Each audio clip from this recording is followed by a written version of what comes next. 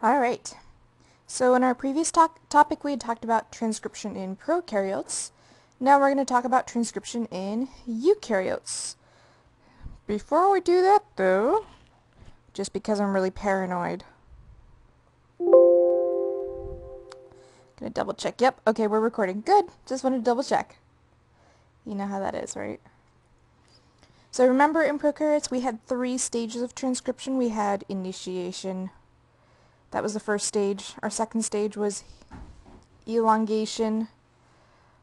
Our third stage was termination. Here in eukaryotes we have the same thing. We have initiation right here on this slide. So if you remember in prokaryotes, in order to get initiation going, we needed a particular protein called a sigma factor. That little weird O that I just drew is the Greek letter for sigma. Alright. So we need sigma factor to get things going. Here in eukaryotes we don't use sigma factor, we use something kind of like it. We use these things called transcription factors. And with transcription factors there's actually 2 major classifications of transcription factors: basal transcription factors and specific transcription factors. With prokaryotes there is just one type of sigma factor. Alright. Here with eukaryotes there's 2 major classes of transcription factors. By the way, this basal is not misspelled. There is supposed to be an A there and not an I. This is not the Italian spice that we were talking about. So, transcription factors in eukaryotes will bind to the promoter and to enhancers. And if we remember, going all the way back to structure of a gene in eukaryotes, all the way back, way back, there we go. Here's our promoter right there. Here's our enhancers right there. And remember, some genes can have multiple enhancers, some genes can have just silencers, some genes can have a combination of the two. It differs from gene to gene. So whereas promoters and enhancers are DNA sequences, let me get there, there we go. Whereas promoters and enhancers are DNA sequences, basal and specific transcription factors are proteins. Okay, so let me actually pull up kind of a blank space here. So over here on the left, so we have transcription factors. I'm just going to shorten it to TFs. Ignore the fact that I'm doing this on the prokaryote slide. I'm just looking for blank space. Okay. And we have 2 types of transcription factors in eukaryotes, our basal and our specific. Okay. We can further subdivide specific transcription factors into 2 types, what are called activators and repressors. But without the weird pronunciation, just activators and repressors. So keep in mind all of these that we are talking about here, all of them are proteins. And they're all going to bind to, they're all going to attach to DNA. So here's our activators right there. Okay, well, from here on out we're really going to mostly focus on activators. Right, repressors we'll kind of throw in here and there, but we're going to use activators as our model. Activators are going to attach to the enhancer, and remember the enhancer can be way far away from the rest of the gene. The activator has to actually come in contact with the gene so it will bend the DNA. And DNA is flexible. Remember that sugar phosphate backbone is flexible, and activators will actually bend that sugar phosphate backbone in order to bring itself into the vicinity of the promoter. Now, if activators bind enhancers, activators bind enhancers, repressors bind silencers. And one final piece of the puzzle here, our other major type of transcription factor, are basal transcription factors. We can't just call them basals, right? We gotta call them basal transcription factors. These bind to the promoter. So these are kind of like sigma factor up here. These basal transcription factors are kind of like sigma factor. Now what you do is you get all these pieces into place. You get your activators binding to your enhancers, your repressors binding to your silencers if need be, your basal transcription factors attaching to your promoter. All together, all of these proteins are called the transcription initiation complex, or TIC. Well, I don't know if it's actually called TIC. I just like to call it TIC because it sounds funny. All of that is needed to get our RNA polymerase II to come to the party. And RNA polymerase II is what binds to that transcription initiation complex, and then we are done with initiation of transcription, right? So that RNA polymerase will bind, he'll start to unwind DNA, and then he will transition into elongation. So again, RNA polymerase is going to position himself to create a complementary mRNA, starting at the transcription start. And if we recall, going all the way back to our structure of a eukaryotic gene, all the way back. Come on, let's go, let's go. There we go. All right, all the way back to our structure of a eukaryotic gene. Here was our transcription start. Okay. Our activators are going to attach to our enhancers. They are proteins. I'm just going to draw them as globs here. So those are activators. I don't have any silencers here, so I'm not going to draw on any repressors. My basal transcription factors will bind around the promoter. Specifically, they're going to attach to that TATA box. Remember the TATAs promote. Okay. This all together, this entire series of this mess right here, hold on, basal transcription factors. This entire mess right here, that is called the transcription initiation complex. And that combination of proteins all together is what will attract our RNA polymerase. So our RNA polymerase number 2.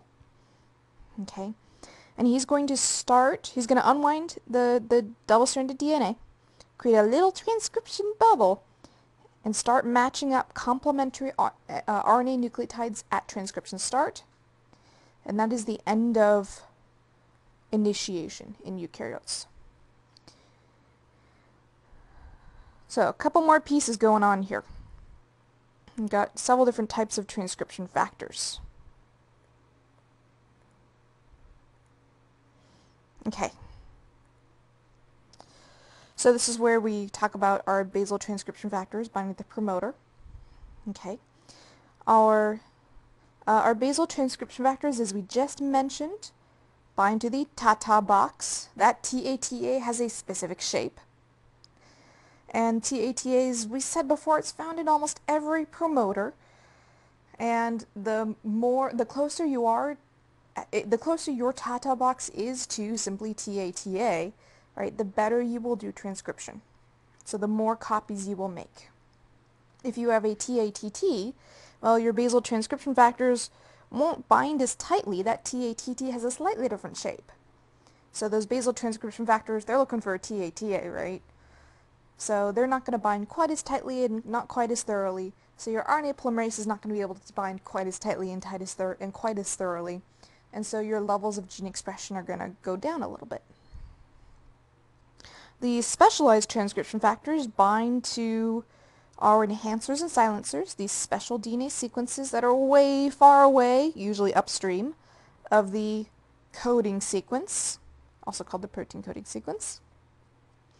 And if those specialized transcription factors bind to enhancers, remember enhancer is the DNA. Oops. Those transcription factors are called activators, and the activator is the protein. In contrast, when these special transcription factors bind to bind to silencers, there we go. Remember, silencer is a DNA sequence as well. It can be way far upstream, just like enhancers. Then these specific transcription factors are called repressors. And this is a protein. And look, I even have the word protein right there. And what they'll do, what these silencers or what these repressors and activators will do, is they will bend the DNA backbone and bring the basal transcription factors and the specific transcription factors together. And only then will RNA polymerase II come in and attach to this combination of transcription factors. So let's take a look at what these guys actually look like now, right? So in this image, we are seeing a combination of transcription factor and DNA in each one of these images. So right here, this is our DNA. Okay. This is another piece of DNA right there. So this is part of a basal transcription factor called TBP. You don't need to know this one in particular, but it's just an example. TBP, as it stands for, I screwed that joke up, didn't I? As it turns out, there we go. TBP, as it turns out, stands for Tata Box Binding Protein. Hell of a name, huh? And TBP is present in all cells at all times. And here we see the key to these basal transcription factors. Basal means baseline. You need basal transcription factors all the time for every, well, almost every gene. All the time for almost every gene. In contrast, our specific transcription factors are only present in certain cells at certain times of that cell's life. So here's an example of a specific transcription factor named FOXP2. I like that name. FOXP2, it stands for, of course, a long, complicated name. It stands for forkhead box protein 2. Alright, we're not going to worry about that, though. We can see FOXP2 binding to the two, there's actually two separate strands of DNA there, kind of running side by side. And FOXP2 is only used in neural cells that express genes involved in language development. So these cells have a specific function, therefore they're going to make specific transcription factors that allow them to use specific genes. So in order to express the genes involved in language formation, you not only need your set of basal transcription factors, you also need this FOXP2 transcription factor as well. Here's another specific transcription factor, and this is the real name. It's called sonic hedgehog, also known as SHH.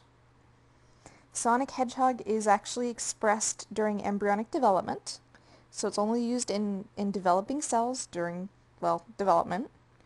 And sonic hedgehog is, again, a specific transcription factor involved in patterning body symmetry.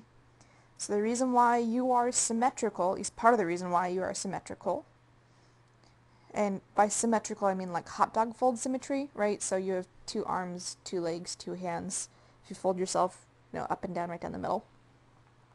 That is because of this sonic hedgehog transcription factor being expressed at certain times in these cells as they're developing. So in order for you to develop properly, right, for you to have 2 arms, 2 legs, 2 hands, 2 eyes, etc., you not only need sonic hedgehog, you also need that TBP. So we have, I think we have about 12 basal transcription factors. If it's not 12, it's pretty close to it. And we have hundreds of specific transcription factors, if not more.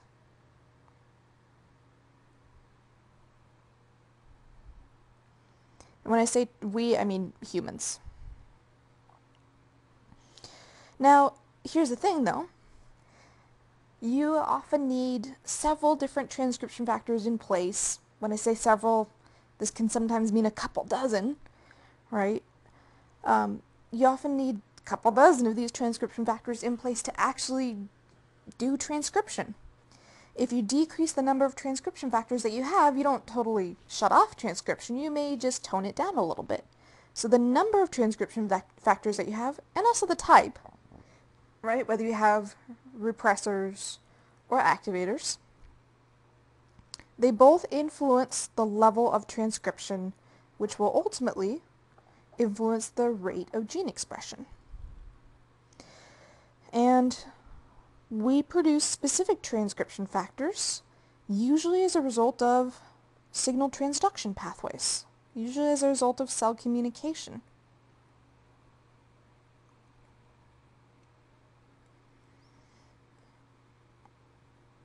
And again, signal transduction pathways. So, really good example of this is actually vitamin D. So here I'm drawing the cell membrane of a bone building cell. So cell membrane of a bone cell. Okay. And inside that cell membrane I'm going to draw the nucleus of that bone cell. And inside the cell I'm going to draw receptors. And since these receptors are inside the cell, they are intracellular receptors. Alright, and while I'm at it, let me label my nucleus down here. So, let's say that you take, or let's say that you drink a glass of milk that's been vitamin D fortified, okay? As soon as you drink that glass of milk, you're going to start absorbing the nutrients in that milk, including lactose and calcium in the milk and vitamin D, because it's vitamin D fortified. And it's going to circulate, all those nutrients are going to circulate in your bloodstream, and they're going to wash across the surface of your cells, including your bone cells. Your bones actually have lots and lots of blood vessels passing through them. So vitamin D is actually a steroid. It's a steroid hormone. And because it is a steroid, it is nonpolar. And remember, nonpolar molecules pass straight through the cell membrane, and they bind to intracellular receptors. And vitamin D will actually attach to these intracellular receptors. Here I'm just drawing vitamin D as a wedge shape. And once vitamin D attaches to these intracellular receptors, the receptors will actually move inside the nucleus of those bone cells and act as specific transcription factors. So that exact intracellular receptor attached to the vitamin D is a specific transcription factor. Most of the time, it's an activator. So it's going to bind to the enhancer sequence. Let's say that helps if I don't do that right. It's going to bind to the enhancer sequence of a particular gene. It's going to help that gene be transcribed into mRNA and then be translated,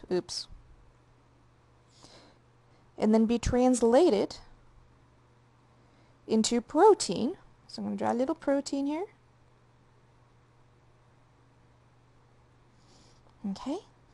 And that protein is going to be shipped through our endomembrane system through protein trafficking. And it's going to be embedded in the cell membrane. And when we look a bit closer, we shall see that the job of that protein is to transport calcium.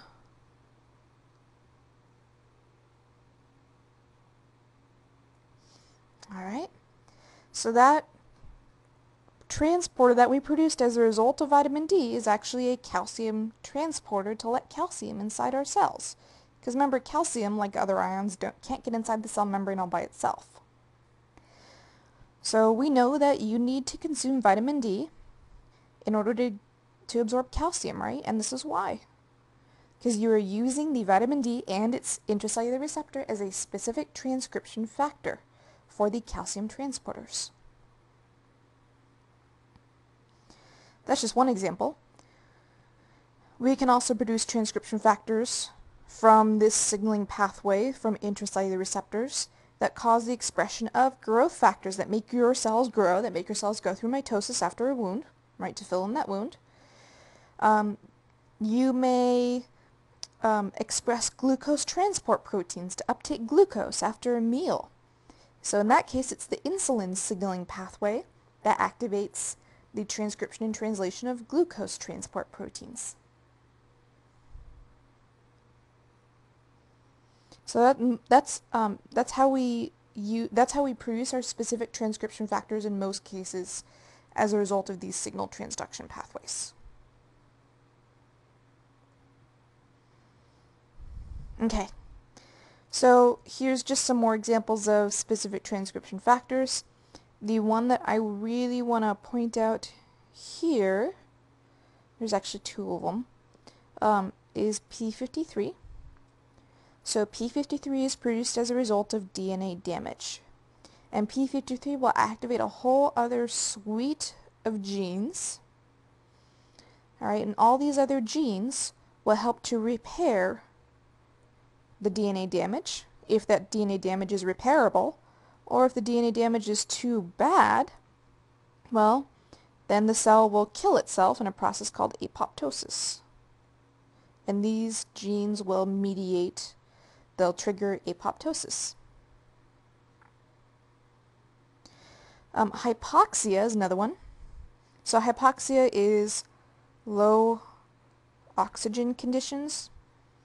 So either you're not breathing well enough, or maybe you don't have blood vessels that can deliver oxygen to a particular set of cells. Maybe those blood vessels were damaged or something like that. Your cells will start producing a transcription factor called HIF1 alpha. Alright, and HIF1 alpha will trigger the transcription and translation of something called vascular endothelial growth factor. We may recognize this as VEGF. VEGF is used to grow blood vessels. So VEGF triggers yet another signaling pathway that causes us to grow blood vessels. So we grow blood vessels as a result of low oxygen, so we can better deliver blood. Similarly, we will trigger erythropoietin, which is the growth of red blood cells, which will trigger the growth of red blood cells.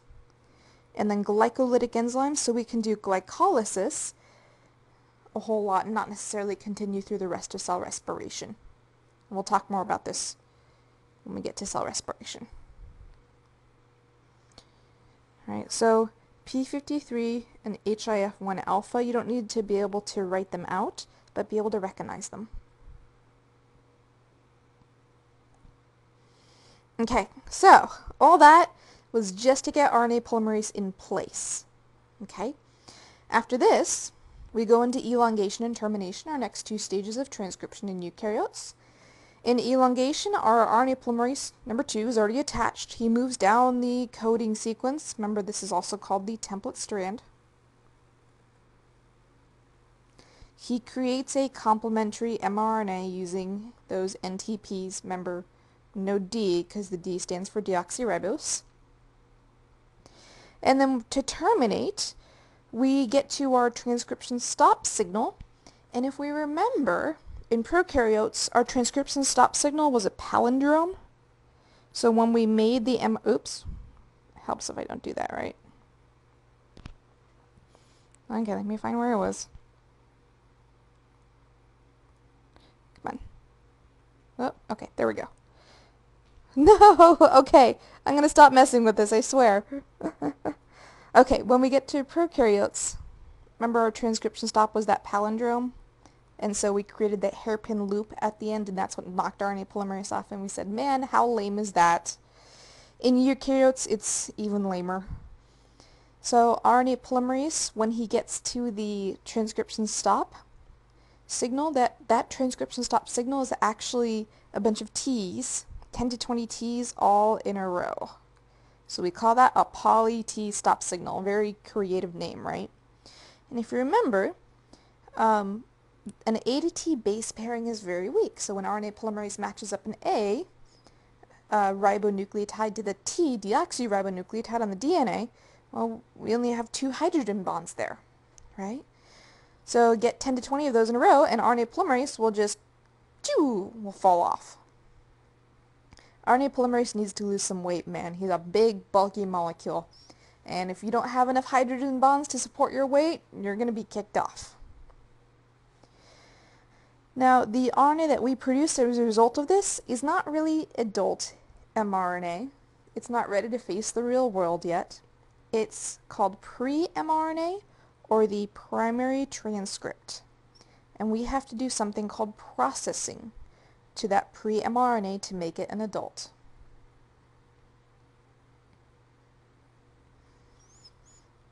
Alright, so this is what, by the way, this is what, just to review here, this is what initiation looks like now.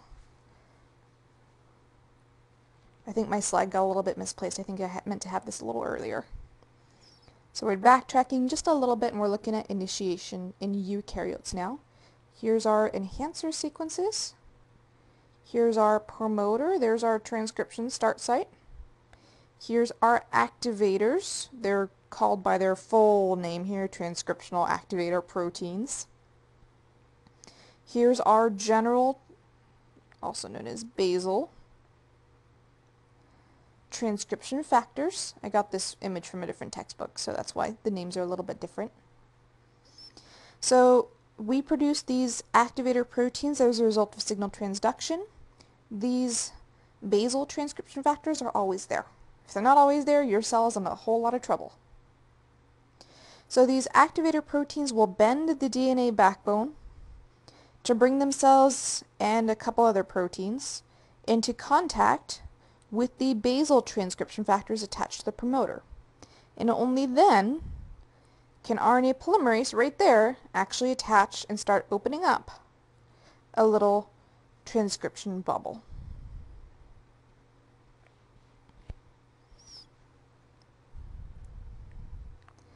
Alright, so I think I'm going to